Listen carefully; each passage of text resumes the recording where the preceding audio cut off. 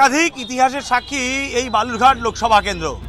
আর বলে রাখার বিষয় যেটা সেটা হচ্ছে যে 1947 সালের 15ই আগস্ট যখন গোটা দেশ স্বাধীনতার স্বাদ পেয়েছিল, ঠিক সে সময় কিন্তু এই বালুরঘাটবাসী একেবারে উদ্বিগ্ন ছিল। তার কারণ সেদিনও এই বালুরঘাট নোটিফিকেশন এরিয়া হিসেবে চিহ্নিত ছিল। ঠিক সেই কারণে এখানকার মানুষের উদ্বেগের সীমা ছিল না। তবে এই বালুরঘাটবাসী মুক্তির স্বাদ পেয়েছিল, আর সেক্ষেত্রে কয়েকদিন দেরি হয়েছিল। 18ই আগস্ট এই বালুরঘাটবাসীও একেবারে মুক্তির স্বাদ পেয়েছিল এবং 8 থেকে 80 সকলেই আনন্দে আত্মহারা হয়েছিলেন। স্বাধীনতার যে মুক্তি, তার যে আনন্দ, তাতে মেতে উঠেছিলেন। আর এবার যদি রাজনৈতিক প্রেক্ষাপটের কথা বলি, তাহলে বলে রাখার বিষয় যে 1977-এর আগে পর্যন্ত এই লোকসভা কেন্দ্র কংগ্রেসের হাতে ছিল, অর্থাৎ কংগ্রেসের হাত একেবারে শক্ত ছিল। কিন্তু আচমকা সেই হাত নড়বড়ে হয়ে যায় এবং তারপরে থাবা বসায় বামেরা। দীর্ঘ সময় বামেরা এই মাটি, অর্থাৎ বালুরঘাট লোকসভা কেন্দ্রের মাটি চাষ করে, কিন্তু আচমকাই বামেদের চাষ করা মাটিতে তৃণমূল ঘাস ফুল ফুটিয়ে দেয়। তারপর আবারও রাজনৈতিক পালাবদল। 19-এর যে নির্বাচন, সেই নির্বাচনে এই লোকসভা কেন্দ্রে ঘাস ফুলকে উপড়ে ফেলে দিয়ে পদ্ম ফোটায় বিজেপি। এবার আরও একটি লোকসভা নির্বাচন। বালুরঘাটবাসীর মনে কি রয়েছে, তারা কোন রাজনৈতিক দলের দেখানো স্বপ্নে সিলমোহর দেবে, সেটা অবশ্য এখানকার মানুষ স্থির করবে। তবে তার আগে আমরা একটু এই লোকসভা কেন্দ্রের পালস বোঝার চেষ্টা করব।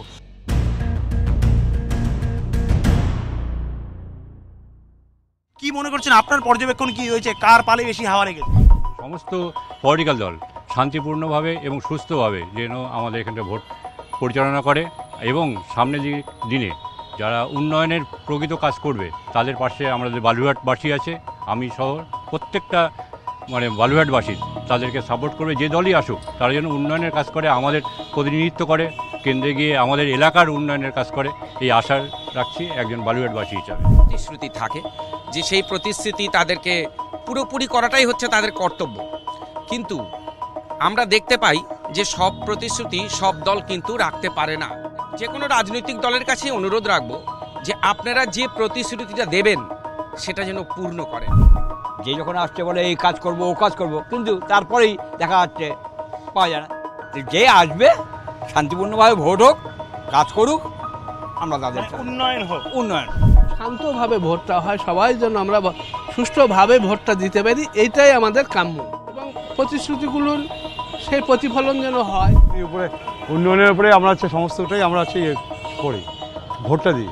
তো এবার কথা হচ্ছে যে কর্মসংস্থানটা কি হারিয়ে গেল? যদি হারিয়ে যায় তাহলে ভোটটা বা আমরা কেন দিব? রাজ্যে হচ্ছে আপনার শিক্ষার অবস্থাটা কী, তো সেই উপর নির্ভর করি তো আমরা ভোটটা দিই। তো এবার সেখানেও শিক্ষা তো ধাক্কা খাচ্ছি, আর কর্মসংস্থান নাই বলেই চলে। তো এই ইলেকশনটা আসে আর যায়, তো এবার যারা আসে তারাই হচ্ছে আবার গদিতে বসে, কিন্তু উন্নতি করে চিৎকার, উন্নয়ন চিৎকার করে, কিন্তু উন্নয়নটা কোথায়? আমরা উন্নয়নটা খুঁজে পাই না। লোকসভাটা আমাদের হয়তো যতসম্ভব সুকান্তবাবুর পালেই হাওয়াটা বেশি। আমাদের যিনি এমপি হবেন তিনি যেন উন্নয়ন করেন। এর আগে অনেক প্রতিশ্রুতি দিয়ে আমাদের উন্নয়ন করতে পারেননি। উন্নয়ন করবেন, তাদেরকেই ভোট দিতে হবে। হাড্ডাহাড্ডি লড়াই হবে, যেই জিতুক হাড্ডাহাড্ডি লড়াই হবে। বালুরঘাট লোকসভা কেন্দ্র এটা হচ্ছে আপনার বেশিরভাগ হচ্ছে বিপ্লব মিত্রকে যদি আমরা ভোট দিই, উনি যে আগামী দিনে আবার যে দলের পাল্টি খাবে না, এটা আপনাকে আমি বলতে পারবো না, কিন্তু এটা মনে হয় আমাদের এরকমই দেখবো যে দল জিতলে পরে পাল্টি খাওয়া, সেই নিরিখে সুকান্তবাবু অনেক বেটার। সুকান্তদা আমাদের এখান থেকে জিতবে এবং অনেক ভোটে লিড দেবে, অনেক ভোটে লিড দেবে।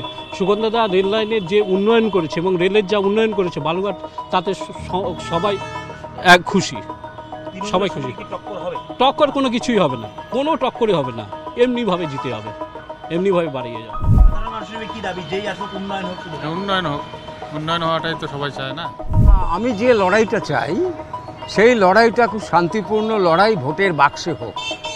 এই লড়াইটা খুব স্বাস্থ্যকর, প্রত্যেকেই তার নিজের ভোটটা দিক, কিন্তু সেটা বেশ কিছুদিন ধরে দেখছি না, হচ্ছে না। এটা খুবই খারাপ গণতন্ত্রের পক্ষে। তো এখন যেভাবে তন্ত্রমতে গণতন্ত্রের পূজা হচ্ছে, এটা আমি মানতে পারছি। শান্তিপূর্ণই ভোট হওয়ার দরকার, শান্তিপূর্ণ হলে সবাই ঠিক থাকবে। দিদি, আমাদের জন্ম থেকে মৃত্যু অবধি সমস্ত সুযোগ সুবিধা দিয়েছে। এখানে তৃণমূলের পাল্লাটাই বেশি ভারী, কারণ তৃণমূল সরকার এখানে দিদির উন্নয়নে যে যত প্রকল্প 60টি যে প্রকল্প আছে প্রত্যেকটা বাংলার ঘরে ঘরে সেই প্রকল্প মানে সুযোগ সুবিধা পেয়েছে। আমরা বাংলায় অনেক শান্তিতে রয়েছি। যারা অন্যায় করেছে তাদের জন্য আমাদের পশ্চিমবঙ্গের নেত্রী যিনি সরকার চালাচ্ছেন তিনি প্রত্যেকটা ক্ষেত্রে প্রত্যেককে ব্যক্তিগতভাবে তাদের পানিশমেন্টের ব্যবস্থা করছেন। যারা অন্যায় করেছে তাদেরকে অন্যায়ের শাস্তি দেওয়ার মতো যথেষ্ট প্রচেষ্টা চলছে। অবশ্যই আমাদের দিদির পাল্লা ভারী আছে। মানে দিদির পাল্লা বলতে দিদির পাল্লা বলতে মমতা বন্দ্যোপাধ্যায়, যিনি আমাদের প্রত্যেকের ঘরে ঘরে লক্ষ্মীর ভাণ্ডার বা নানান রকম প্রকল্প দিয়ে প্রত্যেকটা পরিবারকে আমাদেরকে বাঁচিয়ে রেখেছে। টক্কর তো অবশ্যই হবে। তো আমার মনে হয় এবার বিজেপি আসন গ্রহণ করবে। বিজেপি চলে আসবে, মানে উন্নয়ন হবে। তাহলে উন্নয়ন হবে। যুবদের চাকরি, যুবরা পথে ঘাটে গড়াগড়ি খাচ্ছে, তাদের প্রাণ সংশয়।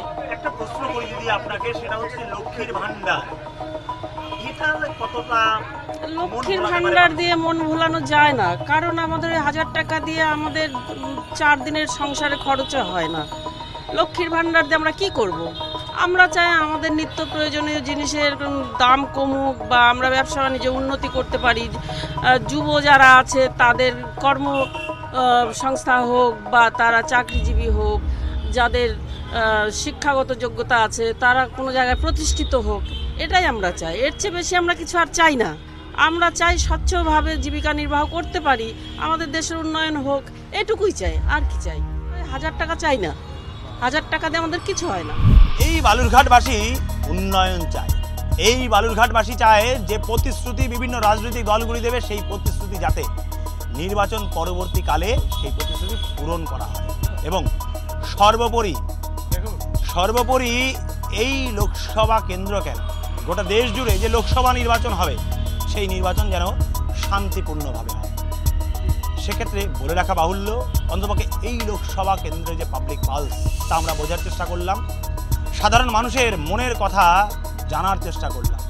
এবার সাধারণ মানুষের রায় দেওয়ার পালা। শেষ হাসি কে হাসবে সেটা বোঝা যাবে সাধারণ মানুষের শুধুমাত্র একটি একটি করে জমা ভোটে। আর সেক্ষেত্রে সকলের নজর একেবারে ভোটের ফলাফলের দিকে। বালুরঘাট থেকে ক্যামেরায় সৌমেন্দ্র মজুমদারের সঙ্গে রিপোর্ট, ক্যালকাটা।